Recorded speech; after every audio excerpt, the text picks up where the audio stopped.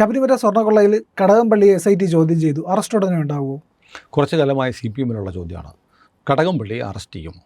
ഇതിന് മറുപടിയായി CPM-വുമായി അടുപ്പമുള്ള ചില ആളുകൾ പറയുന്നുണ്ട്, കടകംപള്ളിയെ അറസ്റ്റ് ചെയ്താൽ പിണറായി വീഴും, പിണറായി ജയിലിൽ പോകും. ഇതെങ്ങനെ സംഭവിക്കുന്നു ചോദിച്ചാൽ, ഈ ശബരിമല കൊള്ളയുമായി ബന്ധപ്പെട്ട വിവരങ്ങൾ നമ്മൾ വിചാരിക്കുന്നതിന് അപ്പുറത്ത് മാനങ്ങളുള്ള ഒരു തരത്തിലേക്ക് മാറിക്കഴിഞ്ഞു. അപ്പോൾ ഹൈക്കോടതി തന്നെ പറഞ്ഞു അന്താരാഷ്ട്ര ബന്ധമുണ്ടെന്ന് പറഞ്ഞു. മുൻ ആഭ്യന്തരമന്ത്രിയായിരുന്ന രമേശ് ചെന്നിത്തല വിദേശ ബന്ധം പറയുന്നു. ഈ ദ്വാരപാലക വിഗ്രഹങ്ങൾ മാത്രമല്ല, അവിടുത്തെ പഞ്ചലോക വിഗ്രഹങ്ങൾ കൊണ്ടുപോയിട്ടുണ്ടെന്ന് പറയുന്നു. ദേവസ്വം ബോർഡിൻ്റെ 2 പ്രസിഡന്റുമാർ അറസ്റ്റിലാവുന്നു. ഒരു ദേവസ്വം ബോർഡ് മെമ്പർ അറസ്റ്റിലാവുന്നു. ഒരു ദേവസ്വം ബോർഡ് മെമ്പറിൻ്റെ അച്ഛൻ പോലീസിലെ ഒരു ഉന്നത പദവി വഹിക്കുന്നതുകൊണ്ട് ഇപ്പോഴും അറസ്റ്റ് ചെയ്യപ്പെടാതെ പുറത്ത് കഴിയുന്നു. ഹൈക്കോടതി ചോദിച്ചു, ഈ 2 പേരെ എന്താ പിടിക്കാത്തെന്ന് ചോദിച്ചപ്പോൾ ഒരാളെ പിടിച്ചു. ഒരാൾ പോലീസ് ജവാൻ്റെ അച്ഛനായതുകൊണ്ട് ഇപ്പോഴും സേഫായിട്ടിരിക്കുകയാണ്. അതിനുശേഷം തെരഞ്ഞെടുപ്പിന് തൊട്ട് മുമ്പ് ഈ നടപടിക്രമങ്ങളൊക്കെ നിൽക്കുന്നു. തെരഞ്ഞെടുപ്പിന് ശേഷമാണ് ഈ വിജയകുമാർ എന്ന് പറയുന്ന ഒരു ദേവസ്വം ബോർഡ് മെമ്പറെ, CPM-ൻ്റെ ലോക്കൽ കമ്മിറ്റി മെമ്പറോ ലോക്കൽ കമ്മിറ്റി സെക്രട്ടറിയോ മറ്റോ ആയിരുന്നു. പക്ഷേ ഒരു CPM-ൻ്റെ ലോക്കൽ കമ്മിറ്റി മെമ്പറോ ലോക്കൽ കമ്മിറ്റി സെക്രട്ടറിയോ ആയ ഒരാൾ ദേവസ്വം ബോർഡിൻ്റെ മെമ്പറായി വരണമെന്നുണ്ടെങ്കിൽ, സംസ്ഥാന കമ്മിറ്റി അംഗം പോലുമല്ല, ജില്ലാ കമ്മിറ്റി അംഗം പോലും അല്ലാത്ത ആൾ ദേവസ്വം ബോർഡിൻ്റെ മെമ്പറായി വരണമെന്നുണ്ടെങ്കിൽ ആർക്കോ പ്രത്യേക താല്പര്യം അയാളുണ്ട്. അതുകൊണ്ടാണ് വിജയകുമാർ ദേവസ്വം ബോർഡിൻ്റെ അംഗമായത്. അത് ഓർക്കണം. വെറുതെ ഒരു CPM-കാരെന്ന് പറയരുത്. ഈ local committee member Devaswom board പോലെയുള്ള സംസ്ഥാനത്തെ വിപുലമായ അധികാരവും സമ്പത്തുമുള്ള ഒരു ബോഡിയിലെത്തണമെങ്കിൽ അതിൻ്റെ പിന്നിൽ ഇദ്ദേഹത്തിൻ്റെ ഒരു ഗോഡ് ഫാദർ ഉണ്ട്, അല്ലെങ്കിൽ ഒരു LC മെമ്പർ അങ്ങനെ നിർത്തൂലല്ലോ. അപ്പോൾ അത് നമ്മൾ മനസ്സിൽ വെക്കേണ്ട കാര്യമാണ്. അപ്പോൾ കൃത്യമായി ഇത് പ്ലാൻ ചെയ്ത് കൊണ്ടുവന്നാണ്. വാസുവിനെ അവിടെ കൊണ്ടുവരുന്നു. ഗുരുദാസൻ്റെ മന്ത്രി പ്രൈവറ്റ് സെക്രട്ടറി ആയിരുന്ന വാസുവിനെ ദേവസ്വം കമ്മീഷണറാക്കുന്ന ഫെബ്രുവരി കൊണ്ടുവരുന്നു. നവംബറിൽ ദേവസ്വം ബോർഡ് പ്രസിഡന്റ് ആക്കാൻ വേണ്ടിയിട്ടാണ്. ഇത് കൃത്യമായി ശബരിമല കേരളത്തിലെ ഏറ്റവും കൂടുതൽ സമ്പത്തുള്ള ക്ഷേത്രങ്ങളിൽ ഒന്നാണ് എന്നതുകൊണ്ട് അവിടെ നിന്ന് ഒരു സ്വർണ്ണക്കൊള്ള ആസൂത്രിതമായി നടത്താൻ ഉന്നതങ്ങളിൽ നടന്ന ഒരു ഗൂഢാലോചനയുടെ ഭാഗമായിട്ടാണ് ഈ നീക്കങ്ങളെല്ലാം നടത്തിയത്. ഇപ്പോൾ കടകംപള്ളിയെ സംബന്ധിച്ച്, കടകംപള്ളി ഇപ്പോൾ ശനിയാഴ്ചയാണ് കടകംപള്ളിയെ ചോദ്യം ചെയ്തത്.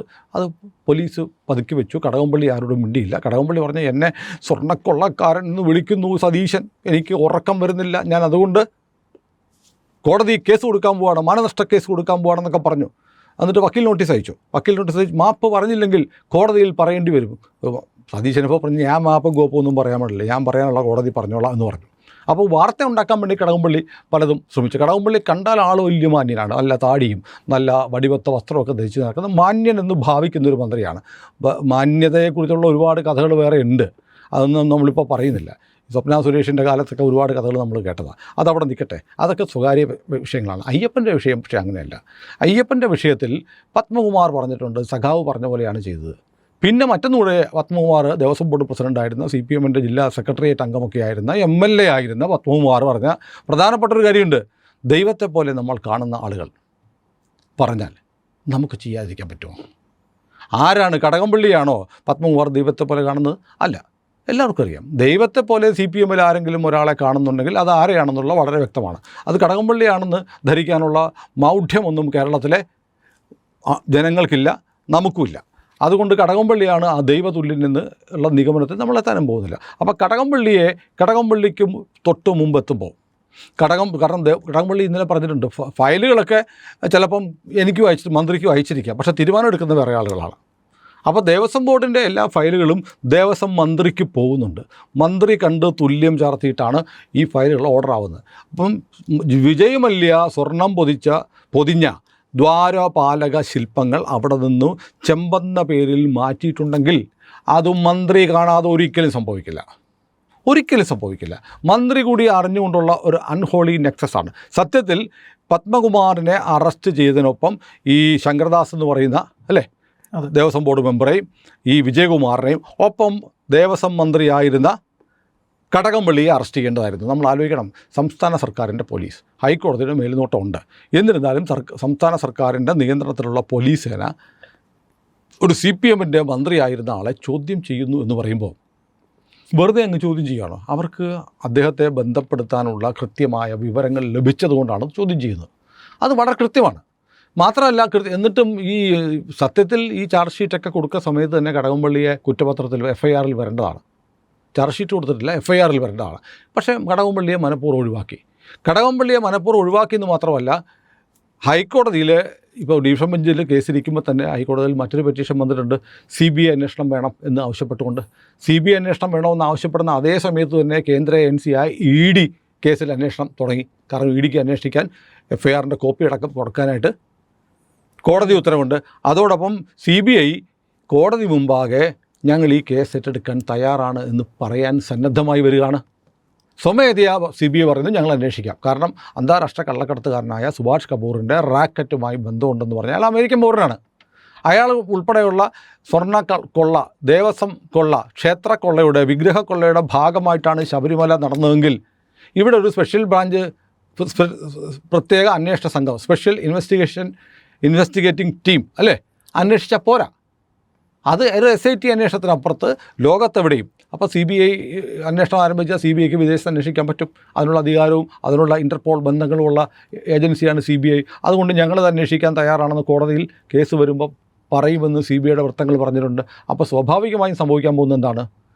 ഈ കേസ് CBIക്ക് കൈമാറപ്പെടുകയും കടകംപള്ളി ഉൾപ്പെടെയുള്ള ആളുകളെ പൂട്ടുകയും ചെയ്യും. അപ്പോൾ അങ്ങനെ ഒരു കാര്യം വരാതിരിക്കാനുള്ള ഒരു മുൻകരുതലായിട്ട് വേണം ഇപ്പോൾ നടന്ന ഈ ചോദ്യം ചെയ്യലിനെ എന്ന് കരുതുന്നവരുണ്ട്. കാരണം കേസ് CBI ഹൈക്കോടതി വരുമ്പോൾ ഹർജിക്കാർ പറയുന്നുണ്ട്, നോക്കൂ ഇതിനകത്തൊരു മന്ത്രിയുണ്ട്, മന്ത്രിയെ ഇന്നുവരെ ചോദ്യം ചെയ്തിട്ടില്ല. ഹൈക്കോടതി പറഞ്ഞിട്ടും 2 ദേവസ്വം ബോർഡ് മെമ്പർമാരെ ചോദ്യം ചെയ്തില്ല, അറസ്റ്റ് ചെയ്തില്ല, ഒരാളെ മാത്രമേ ഇപ്പോൾ ചെയ്തിട്ടുള്ളൂ.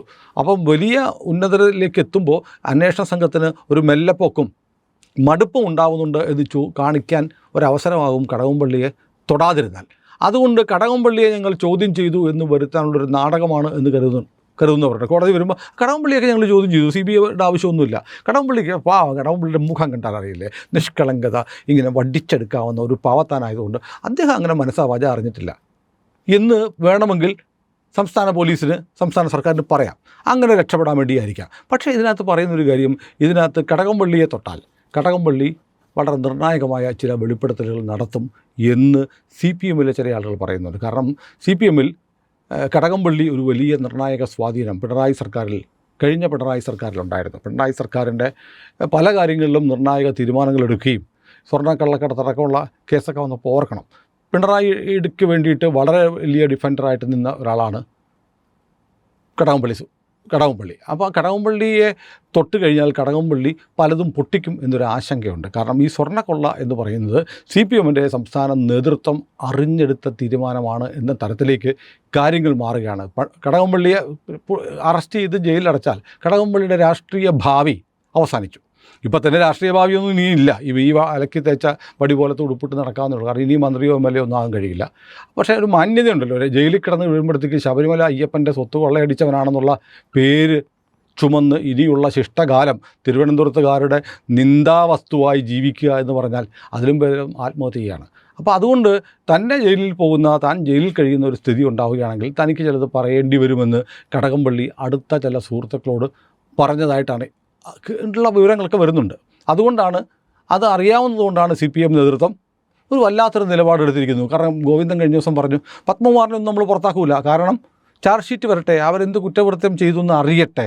ഇപ്പോൾ ജയിലിൽ കിടക്കുവാണേ. അയ്യപ്പൻ്റെ മുതലുകെട്ടനും ജയിലിൽ കിടക്കുന്ന നേതാക്കന്മാരെ ന്യായീകരിച്ചുകൊണ്ട് ഈ അപ്പം ഗോവിന്ദൻ എന്ന ആളുകൾ ചുമ്മാതല്ല ഇയാളെ വിളിക്കുന്നത്. ഈ പാർട്ടിയെ മുച്ചൂടും മുടിക്കാൻ വേണ്ടി അവതാരമെടുത്ത ഒരു ദേഹമായിട്ട് ഗോവിന്ദൻ മാറിയിരിക്കുകയാണ്. അയാൾ പറയുന്നത് ഇല്ലല്ല ഇപ്പോൾ ഞങ്ങളൊന്നും എടുക്കില്ല. അപ്പം അത് ആർക്ക് വേണ്ടിയിട്ടാണെന്നറിയോ, എങ്ങാനും കടകംപള്ളിയെ അറസ്റ്റ് ചെയ്താലും ഈ ന്യായം പറയാൻ പറ്റും. അതിപ്പോൾ കേസല്ലേ, അറസ്റ്റല്ലേ, അത്രയേ ഉള്ളൂ, ജയിലിലല്ലേ, സാരമില്ല, ജയിലിൽ കിടക്കുന്നതൊക്കെ ഞങ്ങൾക്ക് ഞങ്ങൾ സ്വാതന്ത്ര്യ സമരകാലത്ത് ചില ആളുകൾ സ്വാതന്ത്ര്യ സമര സേനാനികൾ ജയിലിൽ കിടത്തു എന്ന് പറയുന്നത് പോലെ ഇവർ സ്വാതന്ത്ര്യം കിട്ടിക്കഴിഞ്ഞാൽ ജയിലിൽ പോയത്. CPMകാർ ഒളിവ് പോയത് ഇന്ത്യയിൽ ജനാധിപത്യ സർക്കാർ വന്നതിന് ശേഷം. കാരണം ഇന്ത്യ അംഗീകരിക്കത്തില്ലെന്ന് പറഞ്ഞാൽ അതൊരു UG അണ്ടർഗ്രൗണ്ട് എന്ന് പറയുന്ന പോലെ.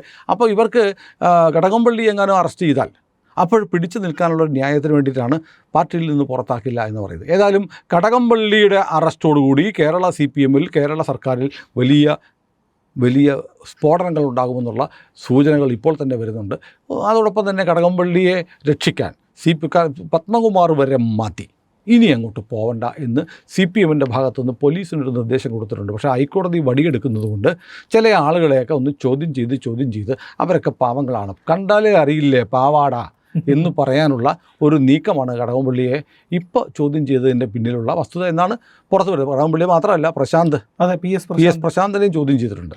പക്ഷേ ഇടതുപക്ഷത്തിൻ്റെ ദേവസ്വം മന്ത്രിയെ ശബരിമല കൊള്ള നടന്നതിൻ്റെ പേരിൽ പോലീസ് ചോദ്യം ചെയ്യേണ്ടി വന്നു എന്നത് തന്നെ അങ്ങേയറ്റം അപമാനകരമാണ്.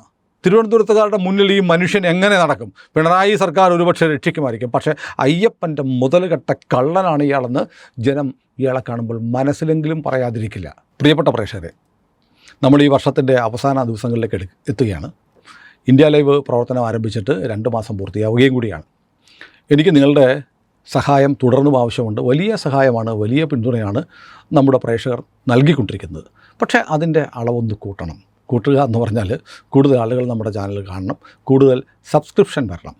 ഒന്നും ചെയ്യേണ്ട, നമ്മുടെ ചാനൽ കാണുമ്പോൾ അതിൽ IND എന്ന് പറയുന്ന ഇന്ത്യ ലൈവിൻ്റെ ലോഗോ ഇടതുവശത്ത് കാണാം. നിങ്ങൾ അതിലൊന്ന് വിരലമർത്തിയാൽ ചാനൽ ഓപ്പണായി വരും. സബ്സ്ക്രൈബ് എന്നുള്ള ഒരു ബാർ കാണും, അവിടെ ഒന്ന് വിരലമർത്തുക. പിന്നെ തൊട്ടുപുറത്ത് ഒരു ബെൽ ഐക്കണുണ്ട്, അതും കൂടി ഒന്ന് അമർത്തി ഇന്ത്യ ലൈവിനെ അതിൻ്റെ മുന്നോട്ടുള്ള യാത്രയിൽ സഹായിക്കണം എന്ന് ഞാൻ അഭ്യർത്ഥിക്കുന്നു. മറക്കരുത്, ചാനൽ സബ്സ്ക്രൈബ് ചെയ്യണം, ബെൽ ബട്ടണും അമർത്തണം.